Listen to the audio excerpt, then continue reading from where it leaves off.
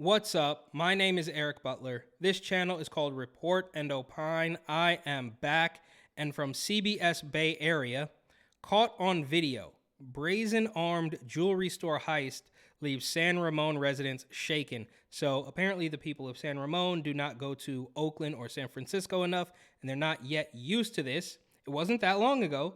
We had a story of some guys out in Oakland dressed up as Amazon delivery workers to burglarize homes, and nobody's going to stop any of it. But now it is creeping out of Oakland, it is creeping out of Berkeley, out of San Francisco, into the suburbs of San Ramon, where it's supposed to be safe. And now people are a little shaken, as they say, about this brazen robbery. Let's see what the CBS News reporters have to say about how this all went down. And I'm Andrea Nakano. Another brazen daylight smash and grab caught on camera. Another brazen daylight smash and grab. So maybe it's happening out there more frequently than I think, and the people still haven't gotten used to it yet. In the Bay Area, cell phone footage from someone at a nearby store captures the thieves breaking into Heller's Jewelers in San Ramon in broad daylight with dozens of shoppers around. Dotlin is in San Ramon, and he has the story. They don't care that people are around. They don't care that it's broad daylight. Obviously, it's going to be much harder when everything's all locked up and they can't get into it. But they know that there's very little consequences. This is actually for them low risk, high reward. Because in California, obviously, you can still up to $950 and they're not going to do anything. But even if you get higher than that, they're probably still not going to do anything. We had the other story of the 12-year-old who stabbed the kid on the bus, and he was only detained. Now, that's a little bit different story because he's only 12 years old, and I have no idea what to do with a 12-year-old that wild. But I digress. That's a different story. Let's see what this is all about. The robbery happened in broad daylight at this busy shopping center, but no one could do anything because the robbers had guns. He's holding a gun to the guy against the window. And that's another picture-perfect case of them taking the guns away from people who might go, train with it, who might want to learn about how to protect themselves. But you can't have it because it's dangerous, but the criminals, who of course are not going to obey the law, are going to get them anyway, right? We see how simple that is. It's not rocket science. You don't have to be an expert. You don't have to be a doctor, a lawyer, a scientist to realize that there's only certain people who are going to follow the laws. And when you make these laws that real people follow, the criminals clearly aren't going to do it, right? I mean, we have laws against a lot of things that still happen because criminals don't care, especially in California where there's no consequences. Gunmen held up Heller Jewelers Friday afternoon around 2:30. A witness shot the cell phone video. You can see a worker keeping both hands up. The guy has a gun. Lock your door. Lock the door. Inside the store, robbers smashed display cases and took expensive items. The family-owned store sells high-end jewelry and Rolex watches. It looked unreal for a moment. Like you had to do like a double take. Is this exactly what's going on? They're actually having a home robbery. Like, okay, yep. It was definitely shock. This is not the place for this. Luca Zenit is the general manager at De La Rosa. He was in his restaurant and shot this video of a robber pointing a gun at a security guard. All of that happening with hundreds of shoppers nearby. They do not care. They know there's no consequences, right? So what's the worst thing that would happen to these guys? They get arrested and they're out the next morning. Honestly, what's the worst thing that can happen? They only stand to gain. They can get a Rolex. They could go sell it. I mean, they can keep it. They could just stunt. Who knows? And to all the people who are mad at me saying that you just need to have more compassion, there needs to be more community outreach and more programs and affordable housing. Do you think affordable housing and community outreach programs is going to stop this? Do you think it's going to stop the guys from dressing up as Amazon workers and breaking into homes? No. You might get one crackhead to take you up on the offer, one meth head, one junkie to take you up on the offer, one. But they're not going to go live in your housing because the housing has rules that you can't just be doing drugs all day.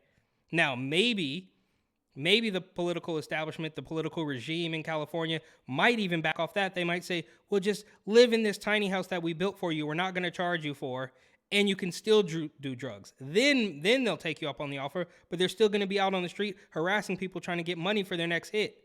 So you tell me, how does any more community outreach and compassion stop any of this? It doesn't.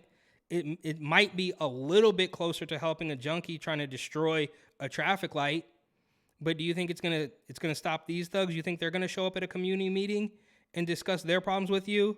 No, absolutely not. They're robbing you at gunpoint. And they're breaking into your house dressed up as an Amazon worker. This place was packed of kids and a lot more than this because yesterday was the day off from school, St. Patrick's Day, so there was a lot going on. So this place was happening. Witnesses saw 7 robbers, some with guns. The store next to Heller is Williams-Sonoma.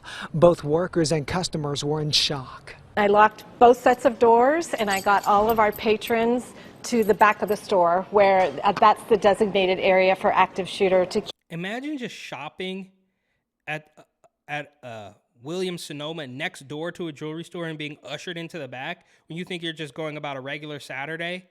And then, of course, they want to blame it on the guns or something like, oh, active shooter and guns. Bro, these are criminals. And no amount of compassion. I mean, the compassion is only going to make you a victim over and over and over again. But you keep doing you.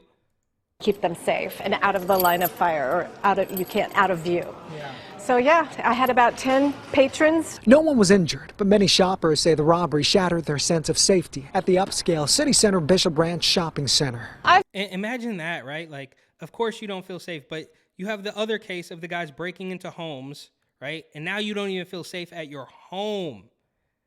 And look, I know it can't all be this bad, but it's just another sign, another grain of sand that makes a heap of this absolute demise.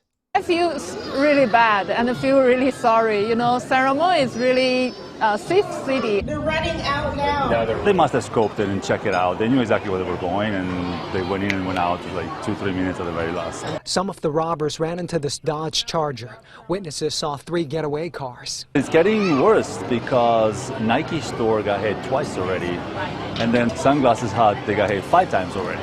5 times? Yep. Yeah, it's leaking. It's bleeding out of Oakland and Berkeley and San Francisco. It's getting to San Ramon and Concord and Pleasant Hill or whatever. All these other places that are supposed to be quote unquote safe, but because everybody's on high alert, right? Because everybody leaves their windows down and their doors unlocked and when they park their car. I mean, who knows what they're doing to keep themselves safe at home? But when the word spreads, when it's so rampant, it has no choice but to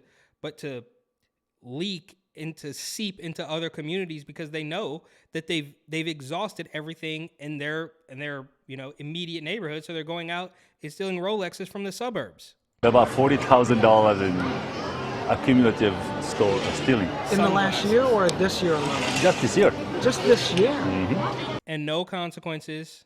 No, I mean, what? Maybe they'll tell us, but how many arrests were made? None.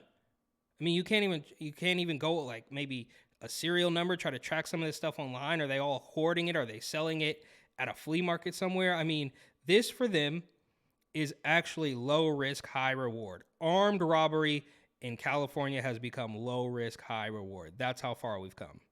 And of course, they don't care to stop it because they do not need to control your actions. They only need to control your thoughts. Like I always say, it would be front page news. There would be more outrage if somebody protested a drag queen story hour. They would be considered an extremist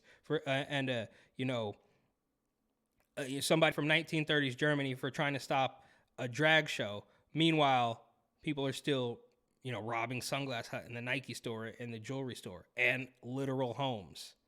It's crazy. San Ramon police are not releasing a whole lot of information. We don't know if anyone's arrested. We do know they have a lot of surveillance.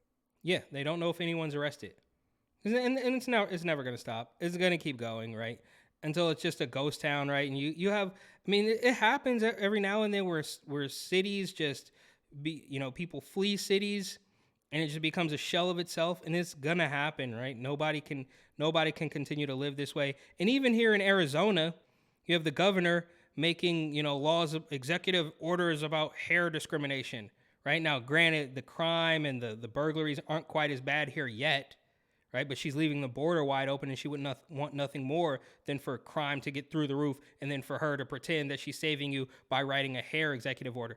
And it's very similar to what we see in California. Oh, we're going to do Transgender History Awareness Month in October and August, and we're going to give them free money.